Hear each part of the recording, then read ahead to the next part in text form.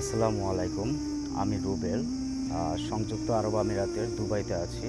এখানে একটা ইন্টেরিয়র ফার্মে আছি ফার্নিচার ডিজাইনার হিসেবে। আজ হাজারো প্রবাসীর একটা মনের কথা বলতে চাই। সেটা হচ্ছে এখানে যেই আমাদের ভিসার জটিলতাটা আছে, লাইক আমাদের তো ভিসা বন্ধ বা ভিসা জটিলতা, ট্রান্সফার জটিলতা। যার কারণে হচ্ছে কি, একজন মানুষ ৫ বছর ১০ বছর যাবৎ একই কোম্পানিতে কাজ করতেছে।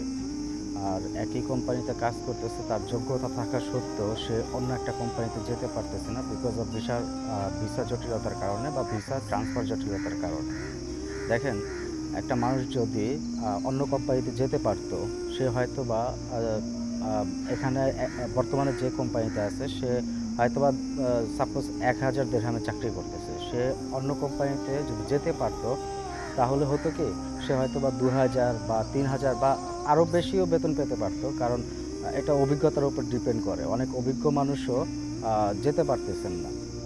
তো দেখেন, এই এফেক্টটা যেমন তার নিজের ওপর পড়তেছে, তার ফ্যামিলির ওপর পড়তেছে, আবার আলটিমেটলি কিন্তু দেশের উপরও পড়তেছে। কারণটা কি, আজকে সে যদি ভালো একটা বেতন পেত, সেইটা রেমিটেন্স আকারে বাংলাদেশে বেশি যেত। আজকে ১,০০০ দিরহাম যদি পায় সে, সে যদি ২,০০০ দিরহাম পেত তাহলে বাংলাদেশের রেমিটেন্সের পরিমাণটাও বাড়তো।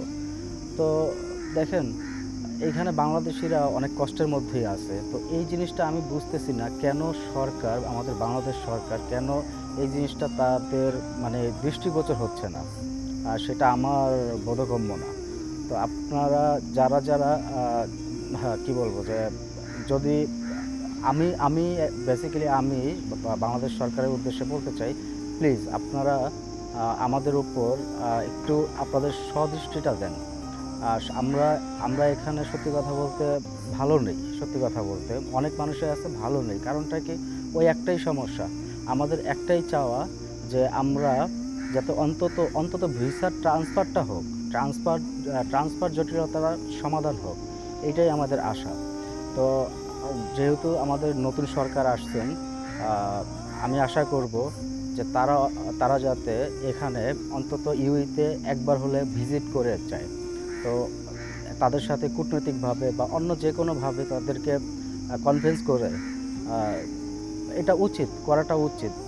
কারণ তারা আমাদের গার্ডিয়ান। তো তারা যদি আমাদের এই সমস্যার সমাধান না করে, কে করবে বলেন? দেখেন, আহ, আপনার একজন সন্তান, একজন সন্তান তার বাবা মার কাছে আহ, অপরাধ করতে পারে। হ্যাঁ, আমরা বাংলাদেশিরা হয়তো বা, দেখেন, শুধু বাংলাদেশিরাই কিন্তু এখানে যে অপরাধ কার্যক্রম করছে ব্যাপারটা কিন্তু তা না।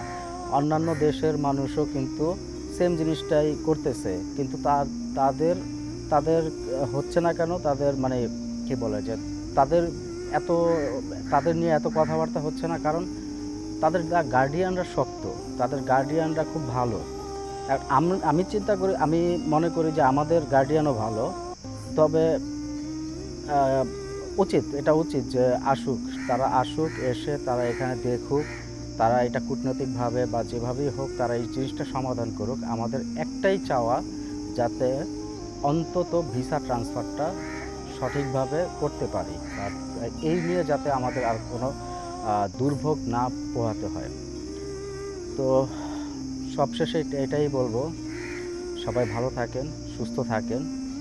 আর আপনি যদি এই কষ্টটা বুঝে থাকেন, অবশ্যই ভিডিওটা শেয়ার করবেন, বেশি বেশি শেয়ার করবেন, যাতে বাংলাদেশ সরকারের দৃষ্টিগোচর হয়।